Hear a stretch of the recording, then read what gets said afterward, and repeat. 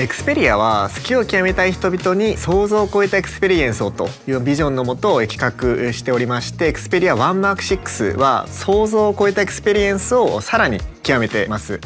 エクスペリア1マーク5で好評いただいているイメージセンサー XMAT4 モバイルの表現力に加えてですね、距離の表現力を広げる深望遠レンズを搭載します。次に映像と音の、視聴体験なんですけど、これまでを超えるその最高画質最高音質っていうのはもちろん場所を選ばずどこでも最高の体験ができるというところがこだわった点になります。基本性能というのも大きく向上してまして、大幅な低消費電力化に加えて発熱に配慮した構造進化と長時間で高いパフォーマンスを維持できる特徴にもなってます。クリエイターさん含む皆様の SNS を通じた映像制作や視聴、またシネマ映像に限らない動画配信サービスの利用の広がりを踏まえてですね、ディスプレイの縦と横の比率っていうのを変更しました。で、新しい 19.5 対9のディスプレイだとカメラ撮影する時のライブビューですとか SNS のコンテンツを見る時の、画面の横幅、あとは動画視聴サービス、例えばその16対9の、映像を見る時よりその画面上にその大きく表示できるので、それらが見やすくというのが今回の新しいディスプレイの、特徴になります。エクスペリア1マーク6のこのカメラ機能において重視したこと、それは表現の幅を広げることです。本機種ですね、85mm から 170mm の光学ズームレンズを新しく搭載しています。他のカメラと合わせて16、24、48、そしてこの 85mm から 170mm、 こういった幅広い焦点距離において光学での撮影を可能としています。またこの光学ズーム、こだわった点としてどの焦点距離でもその解像性能に満足いただけるもの、こういったものを作れています。これによってですね、ポートレートに最適な例えば 85mm や 135mm、 こういったところで印象的な作品作りの幅が大きく広がると思っています。望遠鏡に求められることっていうのは動いているものをしっかり捉えること。そのために特に苦労したのはオートフォーカスの追従性能と低照度の性能を妥協しないという点になります。焦点距離が伸びるというところでどうしてもこのレンズが暗くなってくるんですけれども、そうした場合オートフォーカスを満足させる性能が出せなくなってきます。ただそこはですね、新規のこのレンズ設計とその進化に合わせてイメージセンサーの構造を最適化すること、またさらにこのソニーならではのアルファに用いられている最新の AI 技術、こちらを駆使しまして動いている被写体を捉え続けている、そういったことも行っております。深望遠レンズってこれまでよりもかなり大きなモジュールになっているんですけど、そういった大きなものをこの筐体の中に入れながらもスタイリッシュなデザイン、この薄さとかそういったところを犠牲にしないように、入れてくださいというのをお願いしたのがエクスペリア全体としては、結構苦労した点になるんじゃないかなと思いますが、いかがでしょうカメラエンジニア、メカ設計者、みんなで必死になって考えました。1ミリ、0.1ミリ削れるか削れないか、こういったところですごい苦労したんですけれども、完成できてすごい良かったなと思っています。今回のこの機種はテレマクロ撮影ができます。このミラーレスカメラでもよくあるんですけれども、最大撮影倍率というものがあって、それが 0.5 倍や1倍なんですけれども、今回はそれを大きく超えた2倍の世界を実現することができています。これによって被写体が歪まずに綺麗で滑らかなボケ感を演出する、まさにスーパーマクロと呼べるような世界を表現することができます。ぜひ皆さんにもですね、新しいエクスペリアを気軽に持ち出していただいて撮影をしてみてほしいです。きっとこのカメラの進化感じて新しい撮影体験を楽しんでいただける、そう思います。ディスプレイに関して本機種ではこれまで以上にコンテンツ視聴体験と視認性というのを重視して設計しました。まずコンテンツ視聴体験に関してパードバイブラビアという新機能を搭載しました。ソニーの AI 技術と画質ノウハウを用いてブラビアの最新フラッグシップモデルの画質をエクスペリアで実現するというものになっております。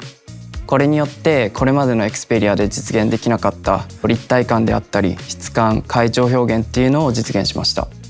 単純に色味を合わせるだけでは、ブラビアの画質を再現するっていうのはできないため、立体感であったりコントラスト感っていうのも含めて画質再現を行う必要があるんですが、10億色のテーブルを用意して AI を使って精度を向上させています。一方で AI だけでは調整しきるっていうのも難しいので、最終的には画質エンジニアの目で微調整っていうのを行っています。テレビの画質とスマホの画質っていうのが連携できるのはソニーならではなのではというふうに感じております。視認性に関して言えば今回の機種は前機種と比較して50% 輝度向上しています。ディスプレイの輝度の向上だけでなくて今回からサンライトビジョンっていう新機能も搭載しました。屋外で太陽光が当たってしまうと暗いシーンっていうのが見えづらくなるので、その暗い部分を持ち上げて、本来の色味であったり表現っていうのを崩さずに視認性を改善することができるので、屋外で存分に楽しんでいただくことができます。Xperia One シリーズのオーディオ性能について、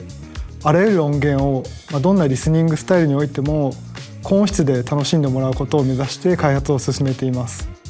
特徴であるフルステージステレオスピーカーというものを搭載しているんですけれども、それにより高性能なスピーカーユニットを本機種では搭載しておりまして、低音時の性能が向上し、大音量時の歪みというものを改善しております。その結果、音の迫力と臨場感がさらに向上しています。大音量や重低音の再生時でもスピーカーが正確に振動できるような構造や、スピーカー駆動時に発生する熱ですねをうまく放熱するような構造というのをスペース制約がある中で実現すべく機構設計のエンジニアの方と試行錯誤しながら開発を進めました。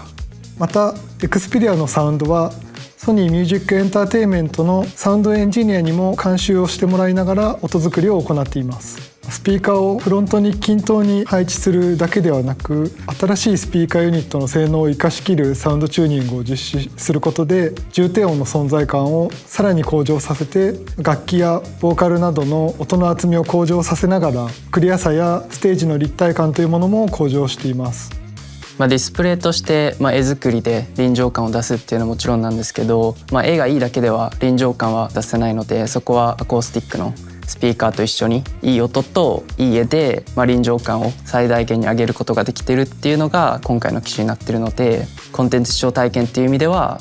最高の体験をしていただけるというふうに思っております。Xperia One シリーズ始まって以来最高のバッテリー性能を実現できています。満充電から2日持つという性能になっています。加えて30分急速充電するだけで 50% 電池が回復するようにもなっているので、お出かけ前に30分だけ充電すれば、仮にその日の前に充電を忘れていたとしても1日分は充電できるというものになっています。